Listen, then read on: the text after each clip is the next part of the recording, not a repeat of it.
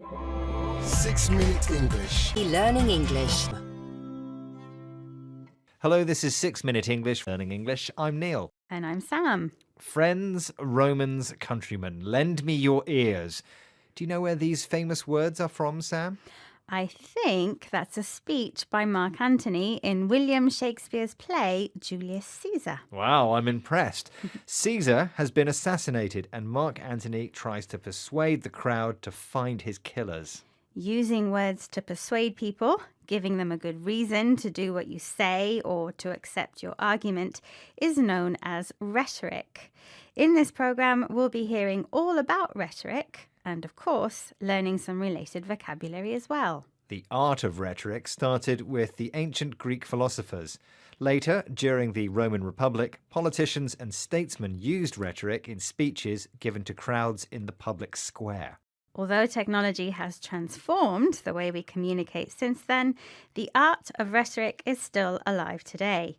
Modern politicians may prefer Twitter to the public square, but they still use persuasive language, including soundbites, short sentences or phrases giving a message in an easy-to-remember way. We'll hear more soon, but first I have a question for you, Sam.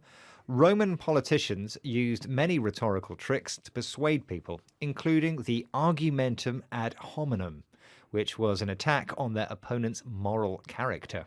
Another was called the argumentum ad baculum. But what did it mean? Was it A, an argument based on logic, B, an argument based on emotion, or C, an argument based on the stick? Well, to persuade someone, your argument needs to be logical, so I'll say A. Okay, we'll find out the answer later. Whether you want someone to vote for you or to buy what you're selling, rhetoric can make your message persuasive. During his career in the advertising industry, Sam Tatum learned a lot about persuading people. Here he explains the many uses of rhetoric to BBC World Service programme The Y Factor.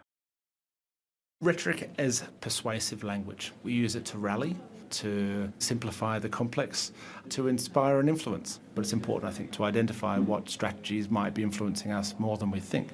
By understanding the power of language in shaping perceptions, we can start to see, I'm wondering why people are looking to be so concrete. Are we trying to pull the wool over our eyes of something that's far more complex than we actually state?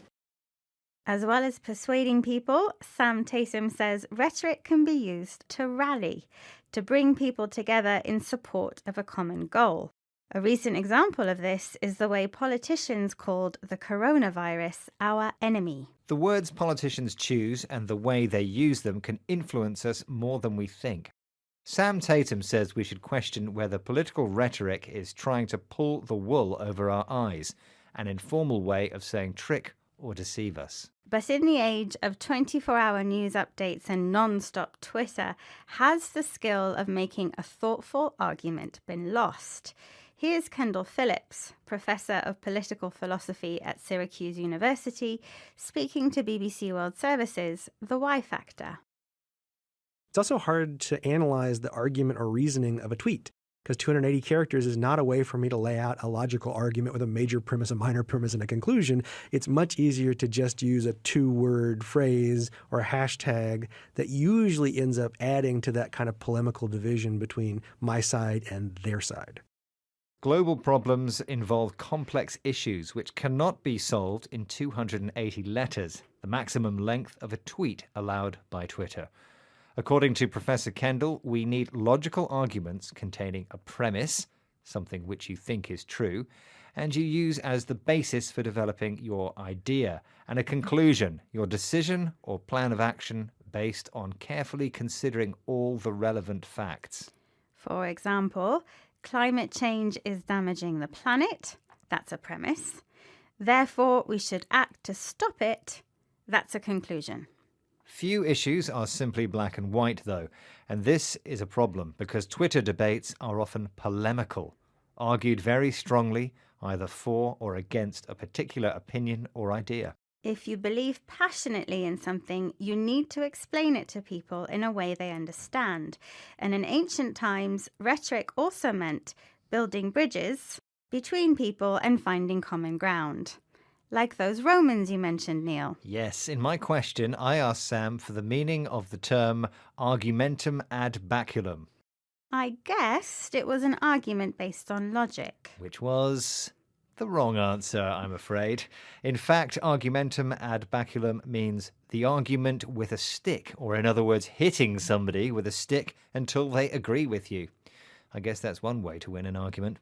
Okay, let's recap the vocabulary from the program, starting with soundbite, a short sentence or phrase designed to stick in the memory. When people rally together, they unite to support a common goal. To pull the wool over someone's eyes means to trick someone. Logical arguments contain a premise, a truth used as the basis for developing an argument, and a conclusion, a decision based on carefully considering all the relevant facts. And finally, polemical means strongly attacking or defending an opinion or idea. But there's no arguing the fact that once again our 6 minutes are up. Goodbye for now. Bye. 6 Minute English.